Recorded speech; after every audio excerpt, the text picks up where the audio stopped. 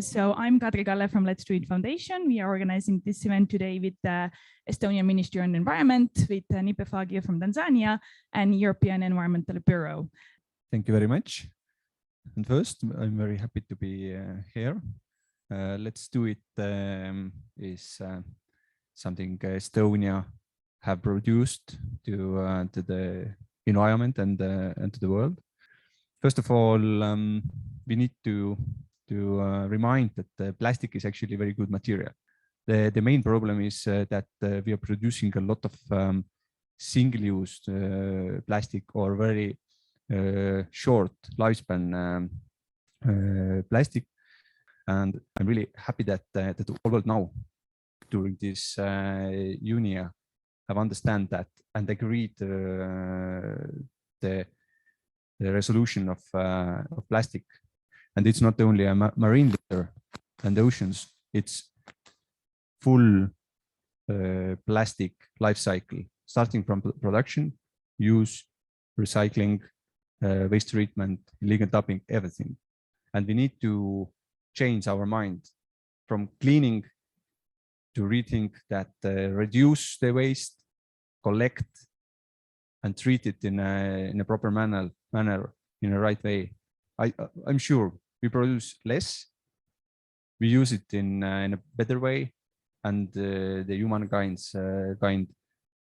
will benefit from that. Our next speaker is Janez Potočnik. He's the co-chair of UNEP's International Resource Panel. He has been the European Commissioner for Environment and Science and Technology. So he will open a bit the topic on resource use and the experience from Europe in also working with plastics. First, thank you for the invitation to address you on this important topic. And I'm not very happy not being there, of course. I will try to put the plastic-related questions into a broader perspective of natural resource management, but of course also address the plastic developments. Together with Isabella Teixeira, I co-chair the International Resource Panel, as you have heard, IRP in short. To introduce the panel in one sentence, we are a science policy interface hosted by UNEP, brought together to produce new insights on the management of natural resources, its impacts and solutions. Under natural resources, we understand biomass, metals, non-metallic minerals, and fossil fuels. All mentioned are called materials and are extracted from the earth, as well as water and also land. We know from the IRP's work included in our most comprehensive report related called Global Resource Outlook that extraction and processing of natural resources drives all aspects of the triple planetary crisis of climate change, biodiversity loss and pollution, with, of course, health implications included. It is responsible for 50% of the global climate change. Energy use is a significant driver of that extraction and processing. Impacts are mainly due to the production of fossil fuel products and biomass, but also steel and cement.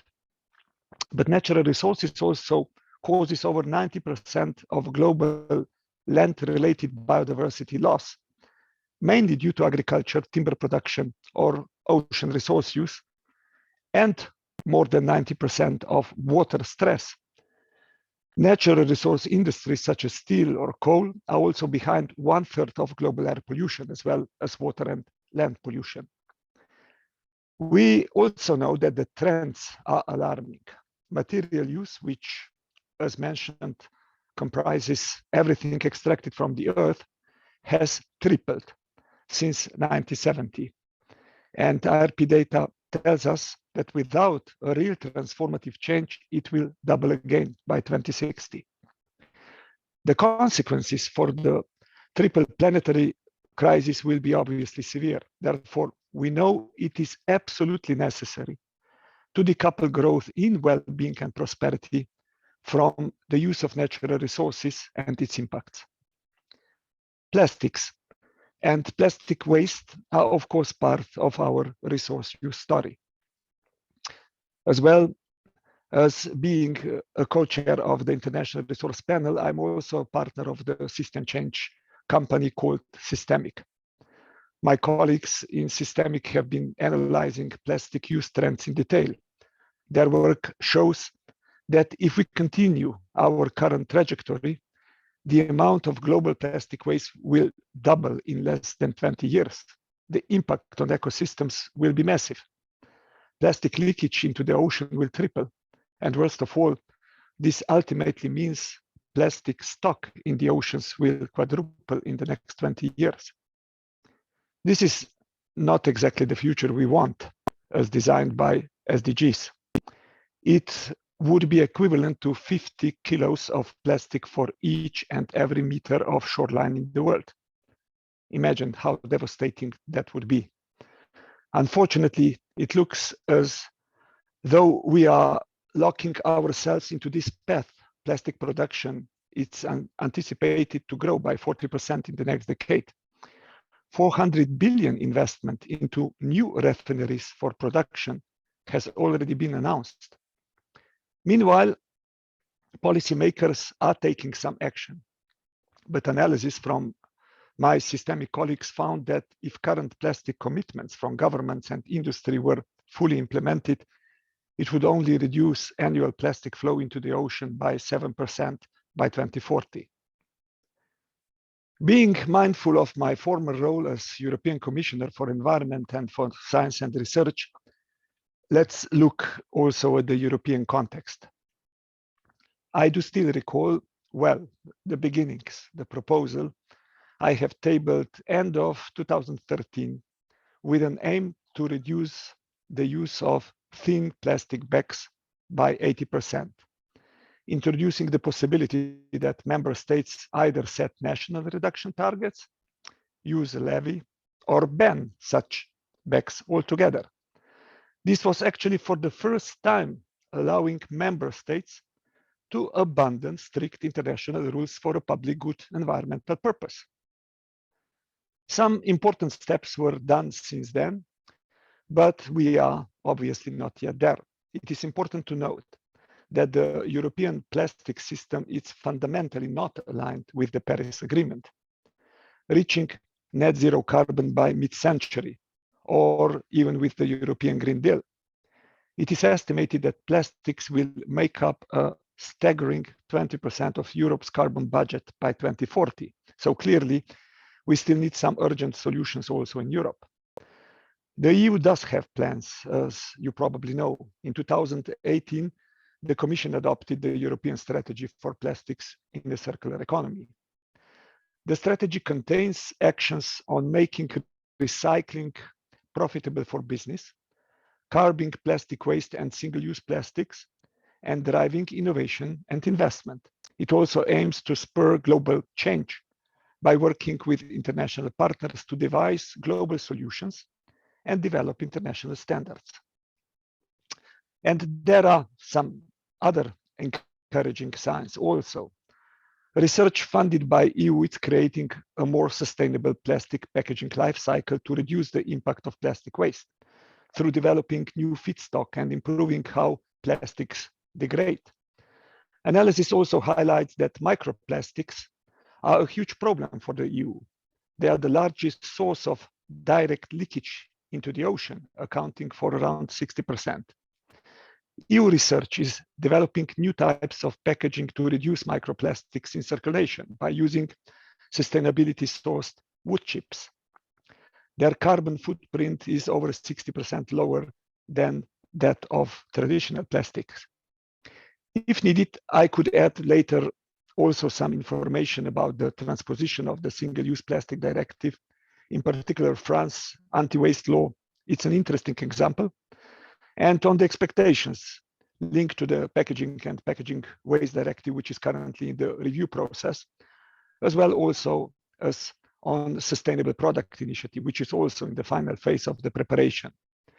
As mentioned, encouraging signs, but we would need to go further. We would need to go much further. What we really need are systemic interventions which would limit the need for plastic use in the first place. We must focus not only on decarbonization, indeed most important, but also on the need to dematerialize the systems we depend on. European Green Deal is very clear about that twin goal.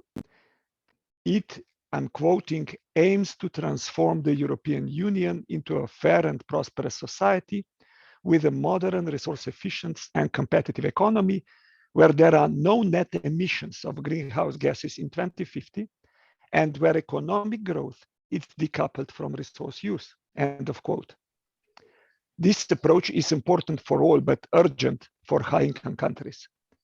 As demonstrated by the analysis of my colleagues, almost 50% of the projects demand for plastic needs to be reduced or substituted to combat the pollution crisis.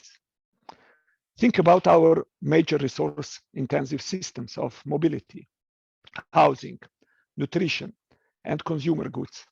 By looking far beyond most common questions, too many times related only to recycling. We need to reject the assumption that these systems need to be resource intensive.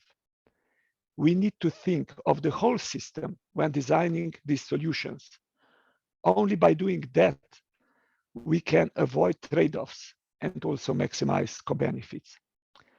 The most powerful instrument to deliver the transformative change we need, already widely accepted, is circular economy, if only understood broadly enough.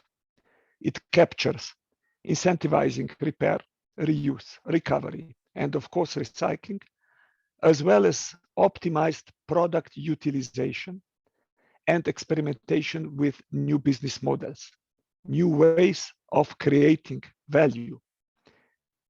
Instead, for example, asking how to make the car industry and transport sector cleaner, which is indeed very important, and it's today the focus of our attention, we should be also asking the question of how we can reorganize the mobility system to use less resources and what role in that aspect a hopefully lighter private car could play. So combining supply and demand part of the policy questions, and via that offering even more convincing policy answers to fighting the climate change. These solutions also bring their own benefits, from reducing the amount of time we sit in traffic to freeing some public spaces currently used for traffic and parking. Extended producer responsibility and ownership, and creating value through services rather than products, it's a very promising avenue to exploit. Diverse sectors are already benefiting from product as service models. For example, renting rather than owning a washing machine reverts entirely the incentives. The producer remains the owner and is therefore incentivized to design it to last, to repair, and to extract the value from product at the end of its life. The amount of washing machine produced and sold to consumers, which are currently the base for making their profits, would, in the case of service provision, become part of producers' costs. Instead, they would be incentivized to use more resources as they are currently. They would be incentivized to innovate, saving resources, and increase their service-related profits. In short, we do not need refrigerators. We need fresh and healthy food. We do not need cars. We need to be mobile. Circular economy strategies can make a massive contribution to achieving climate, biodiversity, and pollution targets through reducing demand for many materials, including plastic, simultaneously. Today's topic is proposed global plastic treaty to set ambitious goals for reducing plastic pollution and sustainable waste management. Let me just quickly make 3 short points. First, I couldn't agree more that global action is needed. It all starts with understanding that for the first time in human history, we face the emergence of a single tightly coupled human socio-ecological system of planetary scope. We are more interconnected and interdependent than ever, and our individual and collective responsibility has enormously increased. sharing sovereignty, which means cooperating more. Joining our forces is the best, if not the only way, to manage our collective future.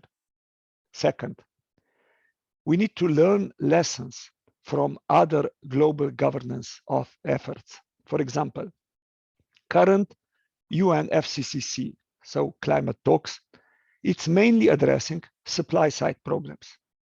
It is focusing on optimizing, greening, cleaning the current economic model. Unfortunately, this will not be enough to meet the 1.5 degrees target. Efforts are to an important extent ignoring the demand side of the solutions.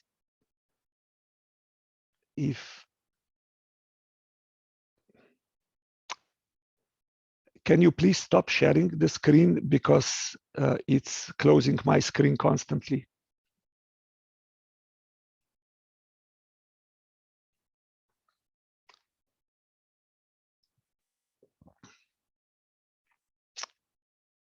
I will just give me a second. Yeah, thanks a lot. I'm back.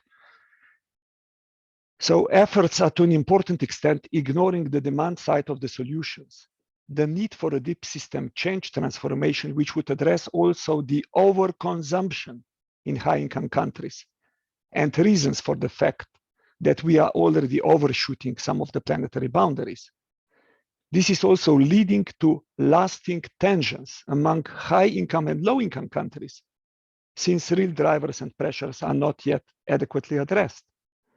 When natural resource management related matters are discussed, like for example, for industry or transport in Glasgow, focus remains on a surface level, not really addressing the real system change solutions. For road transport, a Glasgow breakthrough was announced, aiming for zero emissions vehicles to be the new normal, accessible, affordable, and sustainable in all regions by 2030. Important, but I sincerely hope this will not become a new normal, since it would not really change the mobility-related system and remove one of the core problems related to huge underutilization of private vehicles, leading to inefficient use of our resources. Remember, we need mobility, we don't need cars. And third and finally, the noble efforts you pursue in connection to plastic and the Global Plastic Treaty are actually needed also when it comes to the rest of natural resource management. I'm already for some time vocally advocating for a better cooperation on a global level when it comes to overall natural resource management, even mentioning that there might be a need for potential new convention, creating a necessary commitment and level playing field conditions for transition leading to sustainable society and economy consistent with SDGs. By raising importance of natural resource management, importance of circular economy approach and collaboration on a global level, we could importantly contribute to the needed developments identified by the future we want. To conclude, addressing challenges we face through the natural resource optics provide us with a real message of hope. With the right approach and policies, we could address all challenges simultaneously, including plastics, avoid potential trade-offs, maximize co-benefits, and avoid future lock-ins.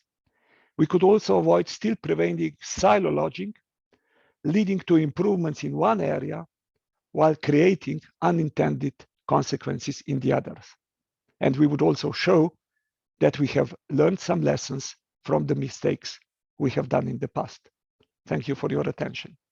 I would ask now Jane on the stage. So Jane Patton is from International Center of Environmental Law, and she's the Chemicals and Plastics and Petrochemicals campaign manager. And she has been working on the plastic treaty for 5 years. So she's really the best person to give an overview on that. So here you go, Jane. Thank you, Kadri. And I am actually quite excited to follow Yannis as a speaker because I strongly agree with quite a lot of what was shared in the conversation just now about systems change and how we're going to get to true solutions on the issue of plastic pollution. So as Kadri mentioned, is there a screen issue? Okay, great. As Kadri mentioned, the Center for International Environmental Law and several of our partners, along with the Environmental Investigation Agency, Break Free from Plastic, Nipe Fagio, and several other organizations that are members of Break Free, have been working at the UN on trying to get a new global governance structure on plastic for a number of years. 5 years ago in 2017, when we first started working on this issue, I think folks really thought that it was not possible to do in a reasonable amount of time. And here we are today, knock on wood, about to gavel in a resolution that will actually begin negotiation on a treaty. Plastic pollution as an issue has actually been on the UNEA agenda since the Environment Assembly started meeting in 2014. There have been resolutions at every UNEA about, I think originally it was termed marine litter, and then marine plastic litter, and then plastic pollution and microplastics. And now we are to our current formulation, which I believe is plastic pollution, including in the marine environment. Because the awareness of plastics as an issue has grown and expanded in the time we've been doing this work. The understanding that plastics are a marine crisis, but they are also a terrestrial crisis. They are also a climate crisis. They are also a health crisis. The work of many people sitting in this audience today, listening online, attending UNEA, has actually helped the world understand the state of current science and scientific knowledge on the depth of the problem, how we define it, and how we address it. So I want to repeat something that Janusz said in his talk, which is that if we allow the planned production of plastic to expand in the way that the plastics industry intends to expand it over the next 10 years, we will actually be eating up to 20% of our remaining carbon budget. If we don't move to address plastics production, we will undermine our ability to address the changing climate. And right now, as I know many of us here are very distracted by what's moving at the UN, but the IPCC did put out a new report yesterday, the Intergovernmental Panel on Climate Change, demonstrating that we don't have much of a budget left. We don't have much of a time left to prevent catastrophic harm. And if we don't take plastics into account in our work to address the climate, we will be all the worse off for it.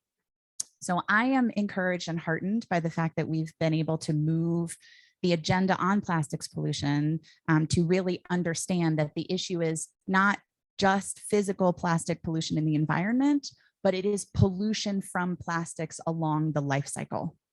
And the fact that we have been able to not just tell a narrative story about that issue and expand understanding and awareness among UN delegates and countries around the world, but the fact that the science is now also increasingly catching up. We have a number of scientists, I think at last count, it was nearing 450 scientists and scientific institutions around the world who have signed a declaration that was published just ahead of last week's pre-UNEA meetings that said in no uncertain terms that plastic pollution and pollution from plastics is a crisis that needs to be addressed with global governance, with new systems.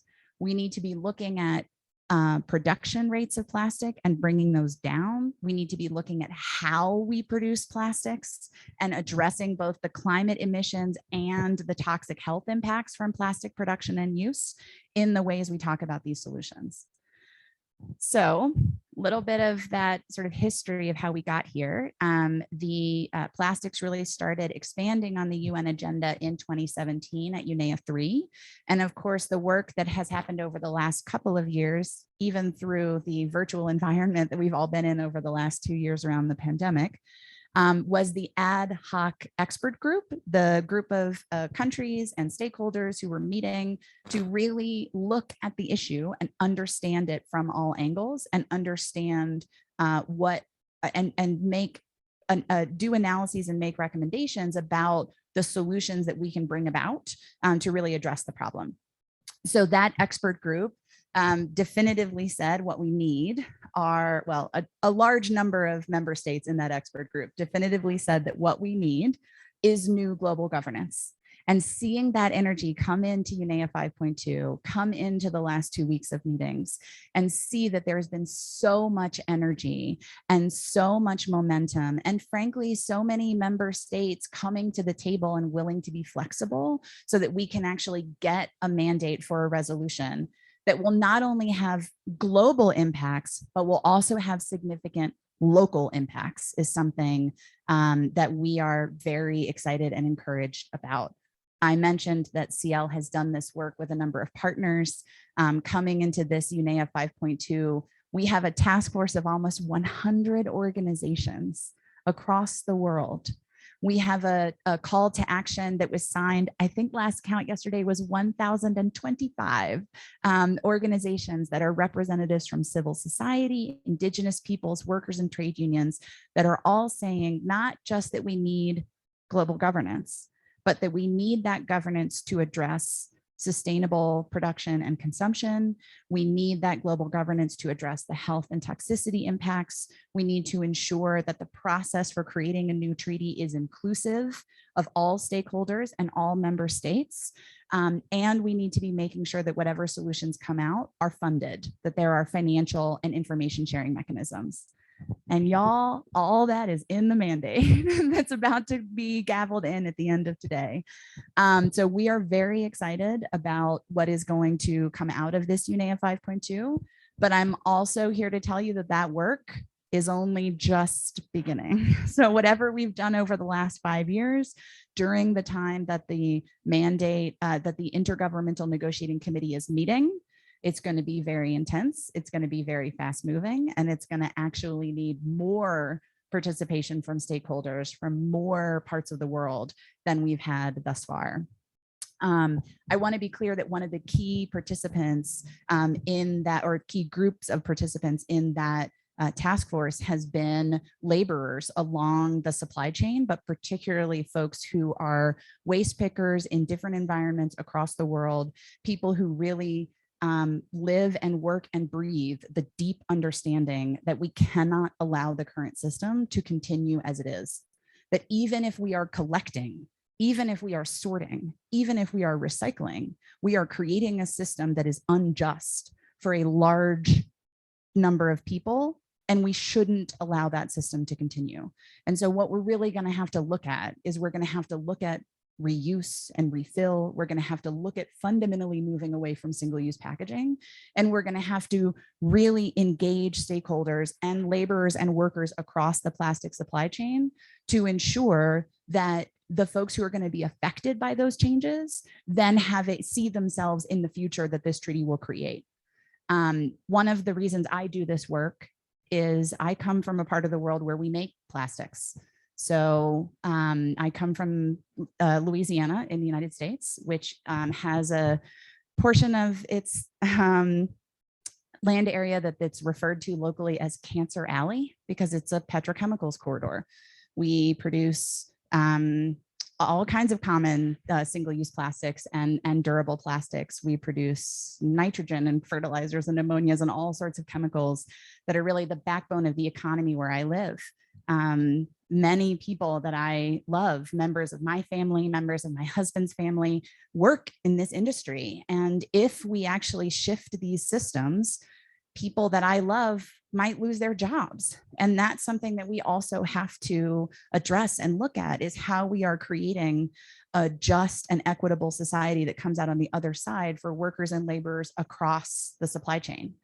But what that also means is that if we're able to get this treaty negotiated in a way that will actually solve the pollution from plastics problem, that means that the people where I live will breathe cleaner air, and they will lead higher quality lives, and their children will be safer, and we will have a future. I live in a place that not only is affected by air pollution, but is also affected by sea level rise. So the climate change fight is very near and dear to me. The house that I live in, that I still owe money to the bank on, is potentially going to be uninsurable by the time my child finishes high school. And thinking about that is really scary for me. And so I bring that into this work to remind ourselves that there are people who don't have houses on which they owe money. And so the future is even less clear for them. But the future that we've always assumed was going to keep us safe is not necessarily going to keep us safe. And we do this work because we care about oceans, because we care about the climate, because we care about animals and people. And we also do this work because we love the places we are from, and we love the land and the air and the trees. And we want to make sure that what happens at the global level is brought down to the local level. It impacts people at the local level. And we make sure that whatever solutions we come up with as people who have the distinct honor and privilege to come to Nairobi, to come to the different cities where the treaty is going to be negotiated, that we are actually keeping our work and keeping our solutions grounded in the real life people who are going to be affected by this change. If we all look around our lives, every single one of us touches plastic constantly. My belt has plastic in it, my lanyard, this microphone, everything we touch every day, not everything, but a lot of things we touch every day have plastic, whether it's durable or single use. And that means that as we come up with solutions to the problem of pollution from plastics, if we are truly looking at the life cycle, every single person will potentially be affected by the treaty that we negotiate, which means we have to be very careful and very mindful of that. And that also means we have an incredible opportunity to really affect positively the lives of millions, if not billions of people, if we actually take the opportunity on the table ahead of us. So I am honored and excited to be able to connect this work, this global work, with my local work, and also to be in the hands of such an incredible task force of folks that will be working on this and getting it done. And if any of you online or here in the audience today want to be part of that task force and you are not already, we would welcome you. So definitely connect with me afterward. So thank you. And I would now invite another lady, Ana La Rocha from Tanzania, originally from Brazil, and to talk about her work, which she does in Nipe Fagio, in really local level in Tanzania, but she's also part of the global Break Free from Plastic movement. So she also connects her local work with the global work. So hello everyone online, hello everyone here. My name is Ana, and I'm the executive director of an organization called Nipe Fagio. We are based in Tanzania. I'm going to talk a little bit about the local context, basically. So I have a couple of slides to share. So basically, Nipe Fagio is an organization that works in Tanzania, but we also work with other organizations in East Africa and globally. And we work on several issues, including the issue of plastic pollution. And you'll see very shortly why. So when you think about the situation on the ground in Tanzania, we have many reasons why we really need to focus on plastic pollution. One of them being the fact that 67% of all the people in a city like Dar es Salaam, which is the largest city in Tanzania, have absolutely no access to waste collection. And what happens with that is that people use the rivers as their dump sites. So we did a drone survey back in 2019, and what we found is more than 2,000 waste spots along 8 rivers of Dar es Salaam, 1,350 of them exactly on the riverbed, so in the middle of the river. So as people don't have options, what they do is that they throw all their waste on the rivers. And so through that, what we have is like unplanned households doing that, and then that's how it looks like. So these pictures that you see on the screen are rivers.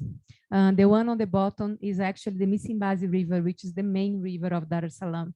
So what you're seeing there is plastic, but what you should be seeing there is water.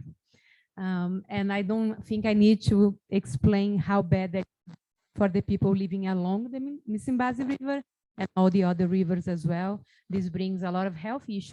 And like we actually have kids playing in these areas, you know, so this obviously can't continue to be this way. And we have several issues with like how we would be able to solve that problem. As you can see in this picture, these are unplanned neighborhoods of Dar es Salaam. And so it's not actually places that you say, oh, let's just recycle everything. Let's just collect all the waste and we solve this problem. Because you can see by the setting that you are not even able to do that. You can't actually pass a truck on these roads. We also did, beside the rivers, we also went to see other waste hotspots in Dar es Salaam, and each red dot that you see on this is actually waste that is dumped inside the city.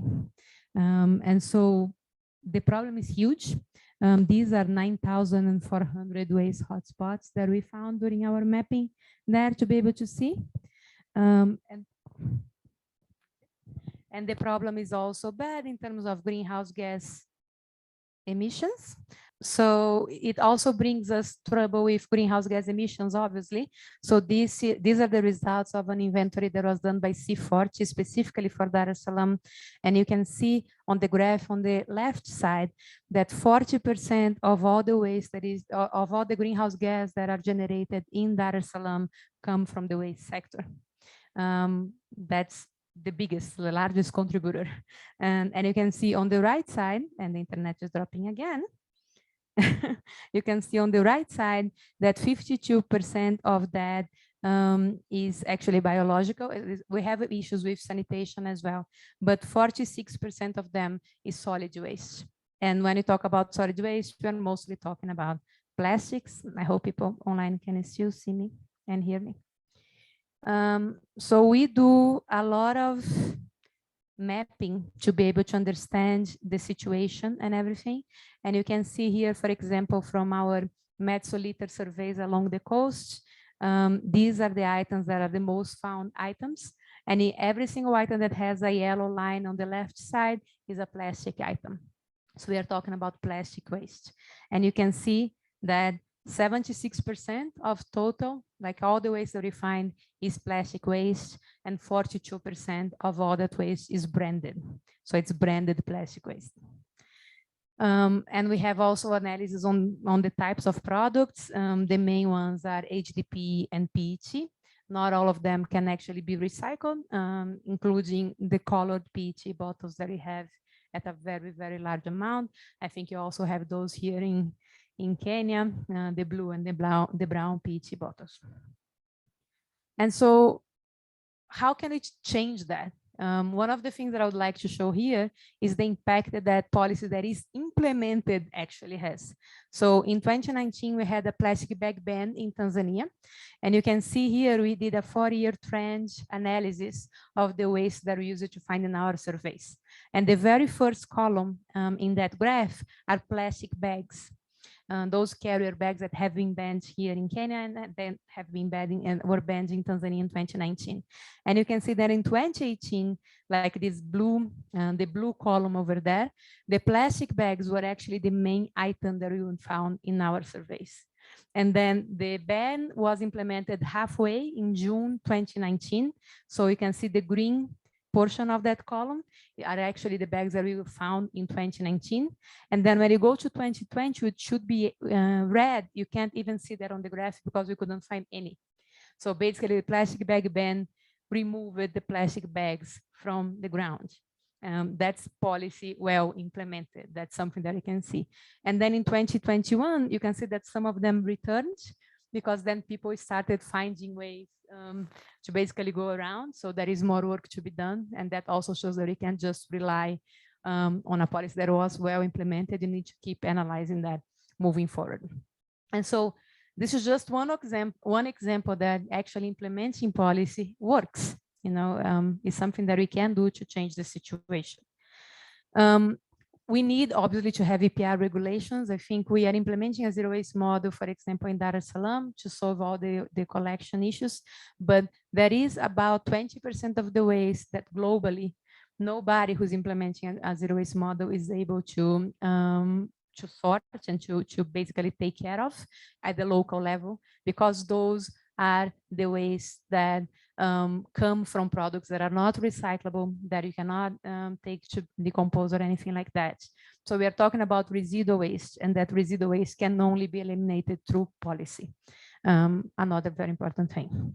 So regulation for packaging and production is key, because what we can't allow is companies to put whatever products they want to put in the market without having any accountability to it.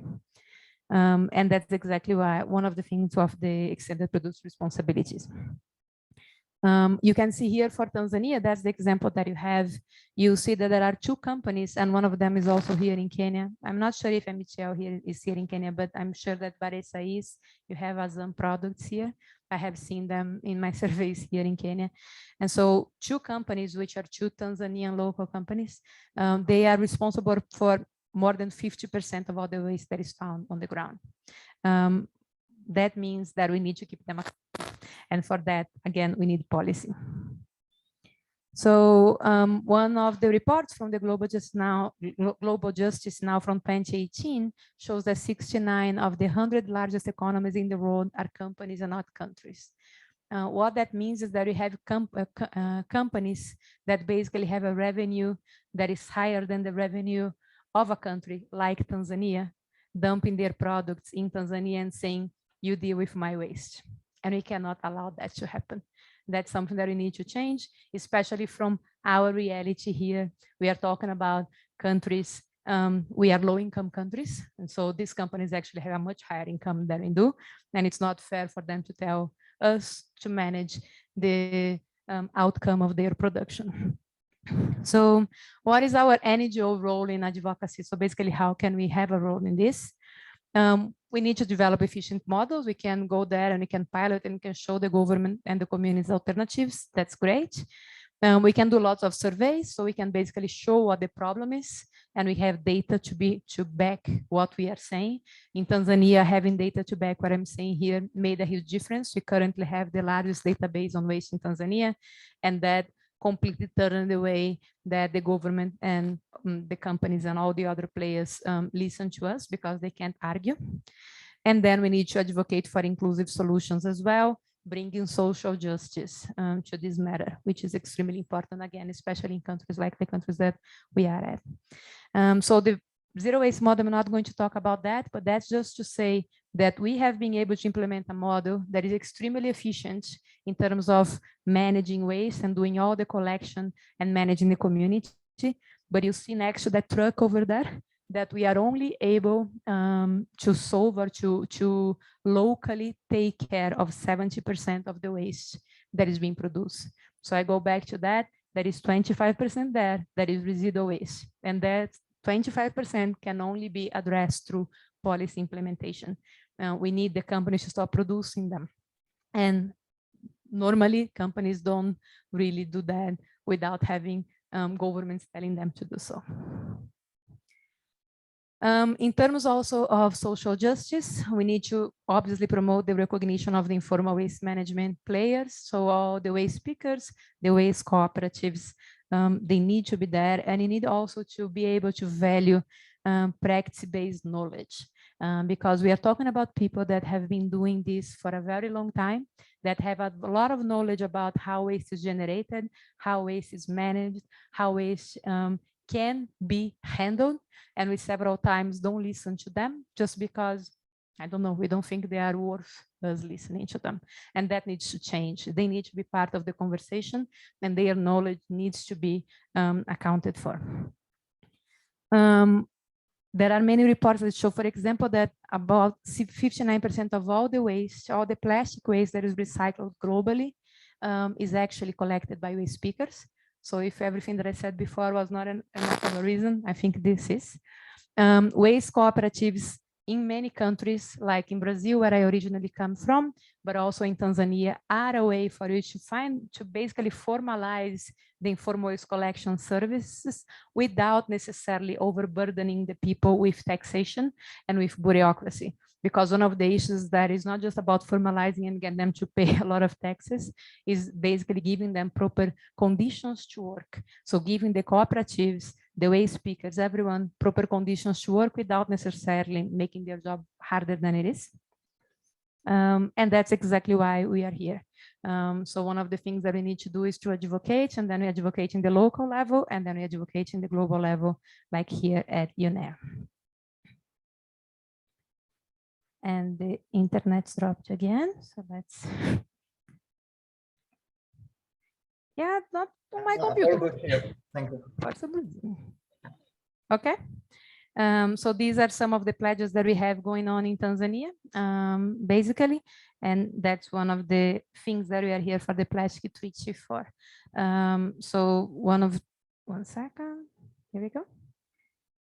So the way that we see the plastic treaty as an opportunity to use global policy to influence local context. So by the moment that we have a regulation approved here, what we are going to do is we are going to go to our government and tell, okay, this has been approved and you are signing now. So now we need to basically make sure that this is brought to the local reality. Can we sit down together and figure out how to do that? And many times the policy, if we don't have someone pushing from the ground and we need to bring this to the ground, like they will several times forget about it or not pay enough attention to it. So it's extremely important to have someone on the ground looking for domestication of those global policies, working with the governments and making sure that we make all of this discussion high profile so that we can align data, policy, and action to have the outcome that we are looking for. So that's it from me. Thank you very much, and sorry for all the technical issues. So now we're going to have some time for you to speak as well. So people online, they will go into their group discussions, and we will do the same here. And then we will come back together for some final summaries.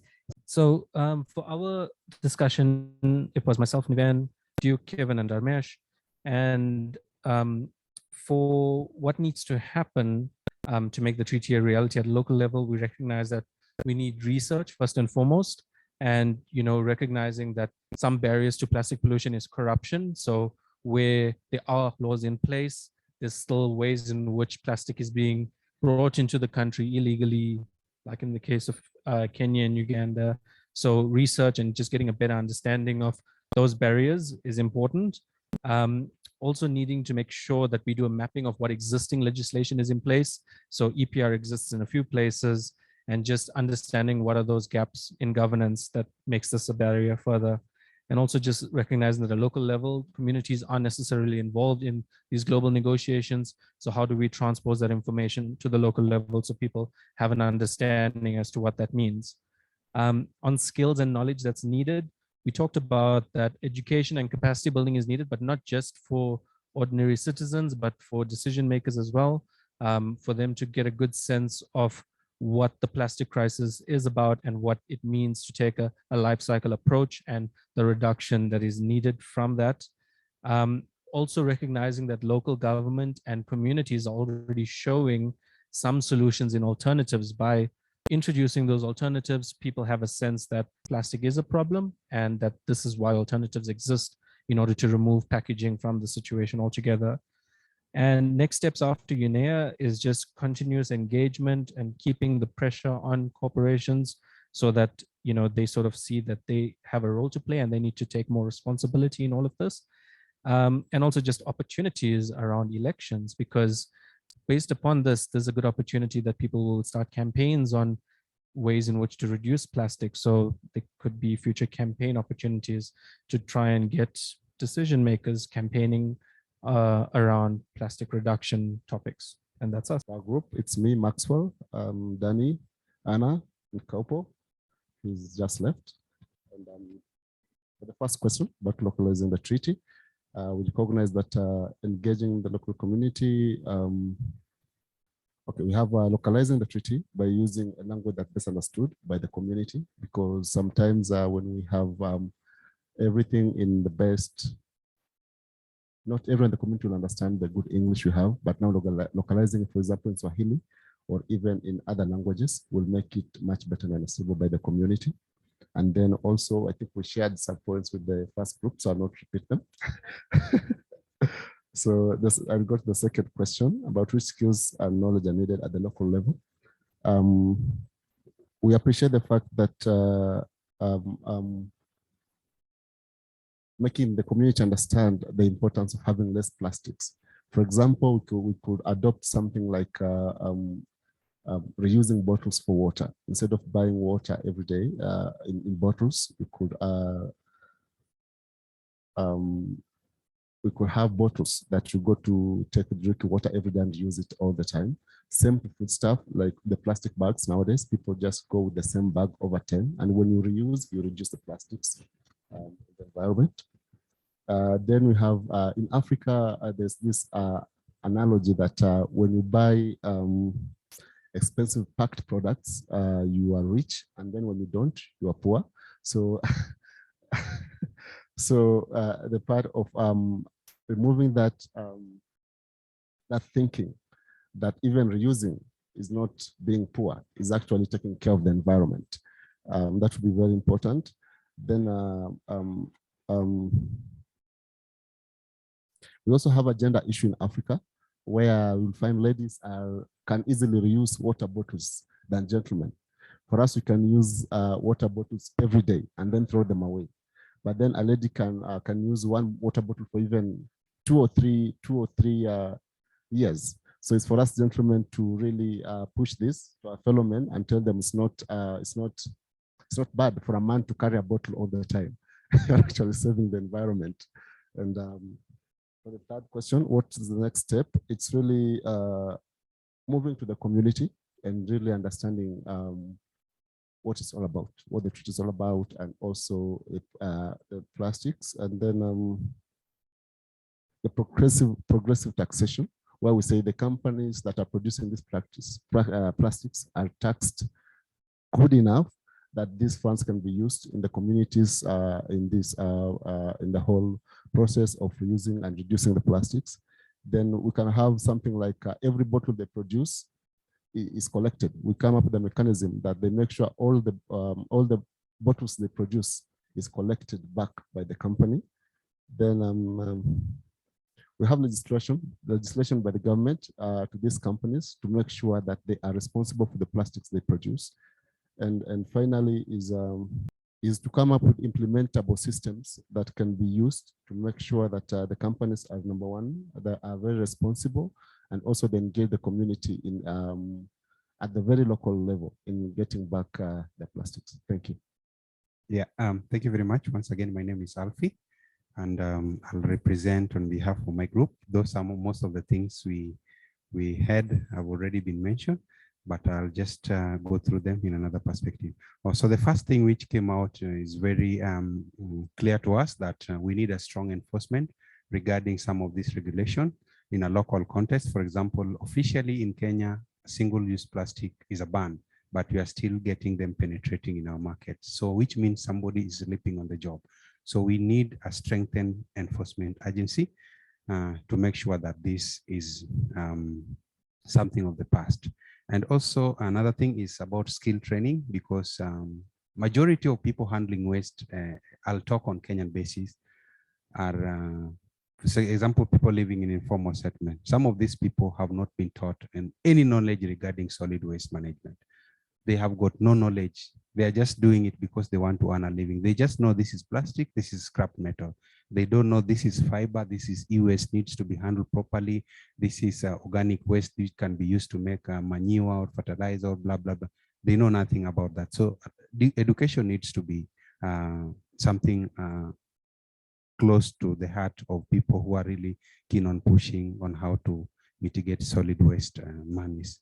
And also partnership in a sense of, for example, everything we talk of need to take the context of localization of implementation of SDGs. But SDG number 17 actually summarizes everything. We need to partner, and sustainable partnership is that, for example, in solid waste, we need to trace it from point of generation to the point of disposal. There's a lot of channel here, and if at all we want to address it, we must know where is it generated and where is it ending. So this partnership between the government and the local organizations, and the local organizations and the point of the generation, which is the household, needs to be strengthened. So partnerships comes out very, very well. And also the circular economy actually addresses the problem of solid waste. And in solid waste, plastic takes a bigger percentage. And when a local person has got no idea of what this circular economy, it remains a white elephant. We'll be talking it in such kind of setting. We come all the way from Kibera, we speak nicely about the plastic menace, then we go back, probably tell a few people. But if the majority doesn't understand the circular economy, and you can take this to the bank, go to the informal settlement, go to the Madari, tell them about the circular economy. It will be something, what is this circular economy? They'll think that it's economy where people are going around, you see. So I think that one also, and also something which I think it has been repeated by severally by the previous presenters. The companies are, this is really close to my heart. Like these companies, they are really minting money, millions, but even doing a single event. But I think it should be reach a point that they should be, before their license or their license is renewed, they should be told that it's your corporate social responsibility to make sure that we don't have most of your product lying in our garbages, I mean, lying in our trenches, lying in our streets. So make sure you have a way of, getting back your waste. Otherwise, I don't have to repeat everything else, but thank you very much. A lot of what our group talked about has actually already been reported back on, so I'm not going to repeat everything, but I think some of the key things that came up for me in the discussion was also about funding, that local communities are going to need funding and support to actually shift systems, not just to educate people, but also to literally change the way that food and water is distributed in a way that avoids plastics. And also that we have to expand the conversation beyond waste identification and separation. We actually had a little bit of a technical conversation about dilution and some of the ways that plastics that end up in the consumer market are actually not pure enough to even be separated in a way that could be part of the circular economy, and that's happening all over the world, but also in particular places. And so no matter how much education and work we do at the local level, we still might not be able to address the problem because of the behavior of companies. And so we talked a lot about education, about advocacy. And I think one of the other key things that really stood out for me is, you know, countries, government, national governments are going to be the entities that negotiate the treaty. But as most of us have experienced, as I do in the United States, my national government does not always faithfully represent me or the people that I work with. And so one of the key things that we're going to have to do is hold our governments accountable to what the people actually need and want.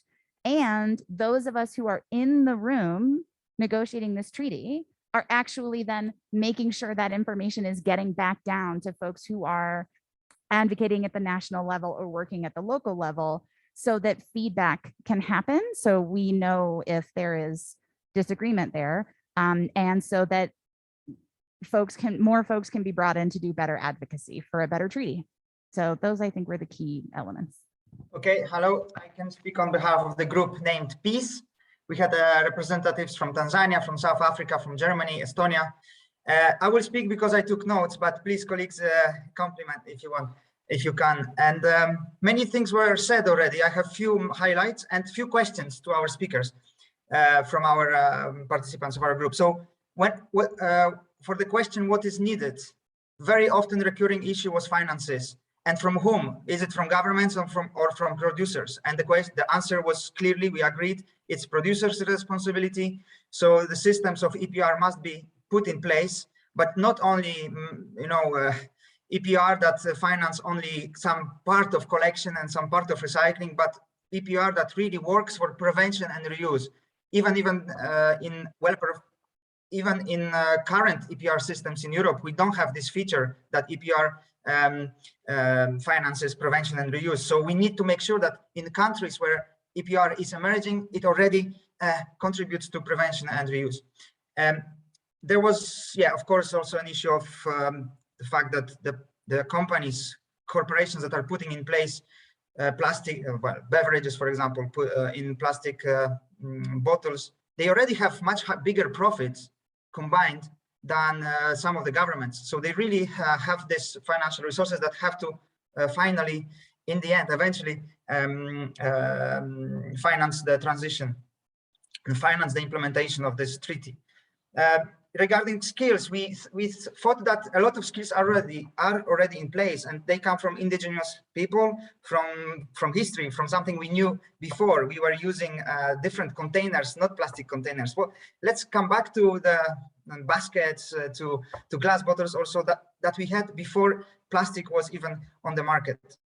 Also, we were thinking that some solutions at local level might be last resort, because the first action should be really at national level when it comes to banning certain products, and banning products can be only done at national level. So rather than going already deep into local, let's first exhaust all the national level opportunities.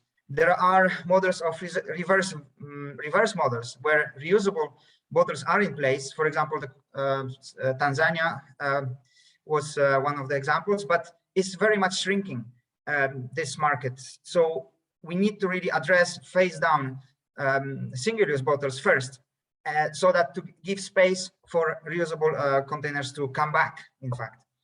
And then what should happen next? We were a bit unsure here how this would cascade to member states. I think Jane now replied also, but one question was coming about this was,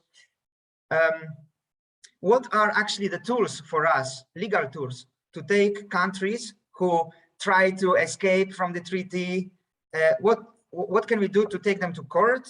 Which court? Is there any international body that would be a guardian of the treaty, or are these national courts? But what happens if the court and government are all too close together, you know, in certain countries with corruption and lack of governance? So how we can actually hold governments accountable of following this treaty that they just will agree in 2 years, but they start negotiations now. And yeah, what to do to make no room for excuses.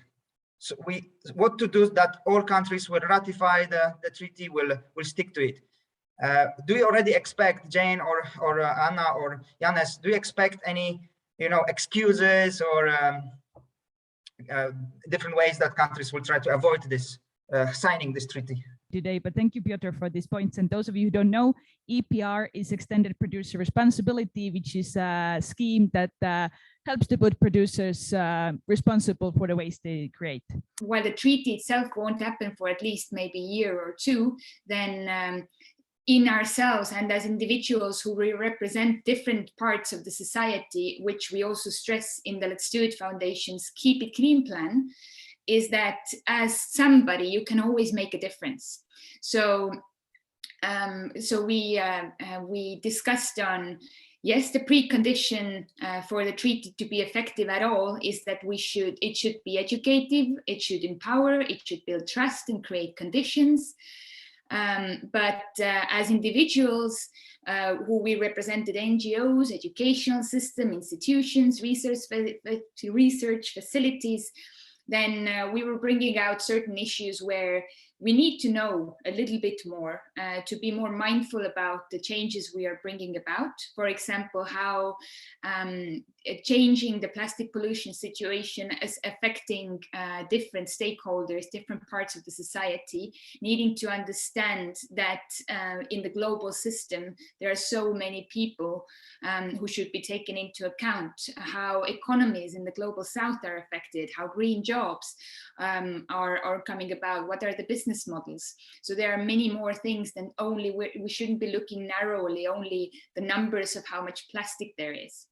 But also then about the actual actions that we should be taking. And people were pointing out really strong messages with saying, for example, I will be continuing the assessment of secondary raw materials, especially with plastics in Malaysia, because in order for the secondary not to be competing with virgin plastic all the time, we need to know how to apply it.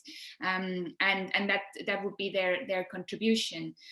But then also, bigger pictures, it very much depended what people themselves were committing to, but it was the kind of the overall summary from my side, from the group, was at first it was a little bit difficult to go to what will you do, because the problem feels so big and there's so many things that need to change. But at the same time, there's always something we can be doing. And while we work simultaneously, that's where the change is happening. So the advice for next steps was whatever you are doing, if you're thinking about formulating a sentence, I will, in order for the plastic treaty to become effective and real, is the advice to do that, whatever it is you're committing to do, is be optimistic. You need to be optimistic. And if you have no reason to be, or it seems like there's no reason to be, then at least know that optimistic people live longer. And one of the participants in our group, Joyce, who's a teacher, just said that, yes, it can be frustrating to be a teacher, because while you're teaching one thing to be the right thing, then you are seeing the double standard, confusing students who see completely different thing happening in the world. But then she just always emphasized that do what you can because it matters. Yeah, thanks you everybody for participating. I clearly see that this is a topic that we all care about and want to work on. Good luck in your work. And like Kadi said, optimistic people live longer. So I think that's a good thought to finish with.